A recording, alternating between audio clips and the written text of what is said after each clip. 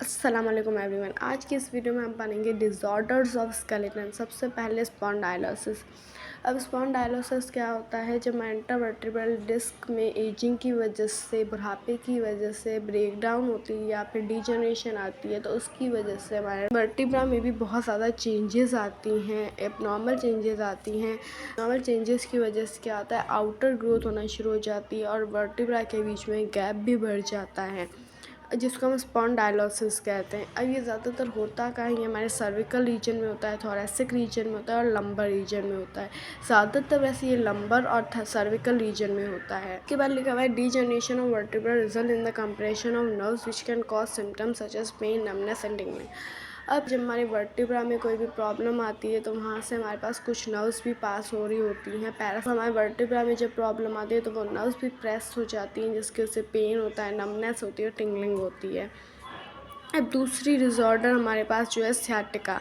Sciatica is a compression or injury in sciatic nerve located in posterior limbs. Sciatic nerve ये हमारे पास हमारी body के longest nerve होती है और ये हमारे पास पेल्विक गिर्डल से निकल रही होती है। ये दोनों पाँव की तरफ जा रही होती है।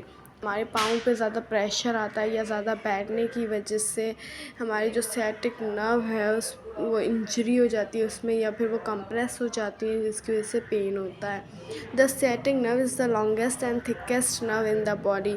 कि जो सैटिक नर्व है वो एक तो लॉन्गेस्ट नर्व है हमारी बॉडी की और थिकेस्ट नर्व है। It is made up of 5 nerve roots which come together to form a right and left sciatic nerve on each side of the body. ये हमारे पास 5 नर्व रूट से बनी हुई हैं जो कि एक साथ मिलके राइट और लेफ्ट सैटिक नर्व बनाती हैं बॉडी के दोनों side. Sciatic nerve runs through hips and goes down the leg, ending just below the knee, then branches into other nerves which continue down the leg. अब क्या होता है, जब सैटिक नर्व जो है वो हमारे पेल्विक गिर्डल से निकल रही होती हैं और हमारे पाँव में जा रही होती हैं नी तक, फिर नी से वो दूसरी ब्रांचेस में डिवाइड होके और फिर हमारे लेग तक पहुंचती हैं, पाँव तक, और फिर फुट और टोज़ में भी। The main symptoms of sciatic pain originates in the lower back and radiate down the leg. Sciatic nerve जब प्रेस होती है तो उसकी मोस्ट कॉमन सिम्टम्स क्या है? पेन होता है लोअर बैक में और फिर वो पाँव में भी होना शुरू हो जाता है। सैटिका कैन कम ऑन सडनली और ग्रेजुअली। अब जो ये सैटिका है ये अचानक से होता है, डिपेंड्स ऑन और ये कॉज पे डिपेंड करता है कि कॉज क्या है। अब थर्ड हमारे पास जो है उसका नाम है डिस्क स्लिप। ये भी इंटरवर्टिब्रल डिस्क की ही डिजीज़ है। इसमें हमारे पास इंटरवर्टिब्रल डिस्क जो है उसके 2 पार्ट होते हैं। एक आउटर पार्ट होता है, इसको हम एनुलस फिब्रोसिस कहते हैं, जो कि हार्ड होता है, और एक अंदर का पार्ट होता है न्यूक्लियोसिस, जो कि सॉफ्ट होता है। अब जब सॉफ्ट हमारे जो न्यूक्लियोसिस है, सॉफ्ट पार्ट, वो ब्रेक हो जाता है, जिसकी वजह से जो फ्लूइड वगैरह होता है वो बाहर आ जाता है और 2 वर्टिब्रा के बीच में आ जाता है। तो 2 वर्टिब्रा के बीच में जब आता है तो उसकी वजह से फिर हमारी नर्व्स वगैरह सब प्रेस हो जाती हैं। The vertebra are cushion by cartilaginous disc. अब वर्टिब्रा के बीच में एक इंटरवर्टिब्रल डिस्क होती है जो कि कुशन का काम कर रही होती है।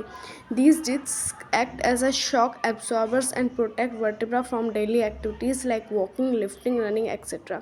अब ये डिस्क क्या करती है कि एक्ट शॉक एब्जॉर्बर्स की तरह काम करती हैं और ये करती हैं हमारे वर्टिब्रा को प्रोटेक्ट करती हैं वो डेली एक्टिविटी से, जैसे वॉकिंग, लिफ्टिंग, रनिंग वगैरह से। मतलब जब ये कर रहे होते हैं वॉकिंग, लिफ्टिंग या रनिंग, तो उस दौरान ये कहते हैं हमारे वर्टिब्रा को प्रोटेक्ट करती है। हर डिस्क के 2 पार्ट होते हैं। Each disc has 2 region, the tough outer ring and the inner soft and gelatinous ring region. Any injury or weakness can cause the inner portion to protrude by breaking outer ring. अब किसी भी injury की वजह से हमारा जो inner portion है वो ब्रेक होता है। This is known as slipped, herniated और प्रोलैप्स्ड डिस्क। अब जब हमारा इनर पोर्शन ब्रेक होता है तो उसको हम हर्निएशन कहते हैं या फिर स्लिप्ड कहते हैं या प्रोलैप्स्ड कहते हैं। This results in severe pain and extreme discomfort. अब उसकी वजह से क्या होता है? बहुत ज़्यादा पेन होता है और एक्सट्रीम डिस्कम्फर्ट होता है। If the slip disc comprises one of the spinal nerves, the victim may also experience numbness and pain along the affected arm. अब देखो, एक तो हमारा इंटरवर्टिब्रल डिस्क ब्रेक होगा, उसकी वजह से पेन है। उसके अलावा क्या होता है, जब यहाँ से फिर हमारे पास बहुत सारी नर्व्स भी पास हो रही होती हैं, नर्व्स भी प्रेस हो जाती हैं। जब नर्व्स प्रेस होती हैं तो फिर जो विक्टिम होता है नमनेस भी होती है और उसके साथ साथ पेन और भी पेन होता है। Pain that extends to the arms और legs and never settle in any posture of the body. अब ये जो पेन है ये क्या करेगा, फिर हमारा बढ़ता ही जाएगा और हमारे आर्म्स और लेग्स तक भी चला जाएगा। नेक्स्ट हमारे पास है arthritis. Arthritis is a disease that affects joint. अब आर्थराइटिस जो है वो हमारे पास जॉइंट्स का डिसऑर्डर है। इट यूजुअली इन्वॉल्व्स इन्फ्लामेशन और डीजनरेशन ऑफ जॉइंट्स। इसमें हमारे जो जॉइंट्स होते हैं उनमें डीजनरेशन हो जाती है या फिर इन्फ्लामेशन होती है। It causes pain and inflammation making it difficult to move और स्टे एक्टिव।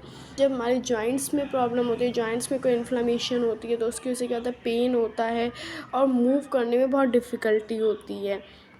अब बहुत सारे टाइप्स के आर्थराइटिस हैं। Each form causes different symptoms and may need different treatments. और हर आर्थराइटिस के डिफरेंट सिम्टम्स होते हैं, डिफरेंट कॉजेज और डिफरेंट ही ट्रीटमेंट्स होते हैं। While arthritis usually affect older adults. अब आर्थराइटिस जो है वो ज़्यादातर जो है ओल्डर एडल्ट्स में होता है, मीन्स जो बुढ़ापे की तरफ होते हैं ज़्यादातर उनमें हो रहा होता है। Osteoarthritis develops when joints cartilage break down from repeated stress। अब पहली टाइप इसकी उसको हम बोलते हैं ऑस्टियोआर्थराइटिस। इसमें क्या होता है कि जो जॉइंट होता है कार्टिलेज का वो ब्रेक हो जाता है रिपीटेड स्ट्रेस की वजह से। जॉइंट कार्टिलेज होता है वो ब्रेक हो जाता है। It is the most common form, ये सबसे कॉमन टाइप है आर्थराइटिस की। अब दूसरी है एंक्लोसिंग स्पॉन्डाइलिसिस और arthritis of the spine, usually your lower back.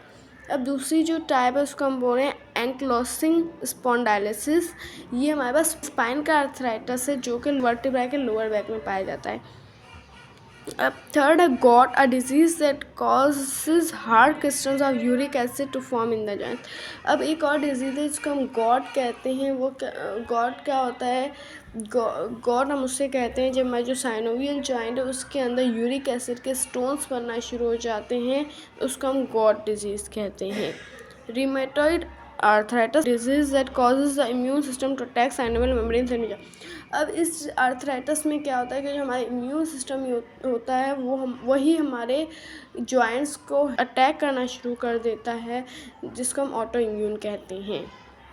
तो अगर आपको आज का वीडियो पसंद आया हो तो उसको लाइक करें, शेयर करें, सब्सक्राइब करें। बाकी हम पढ़ेंगे नेक्स्ट वीडियो में।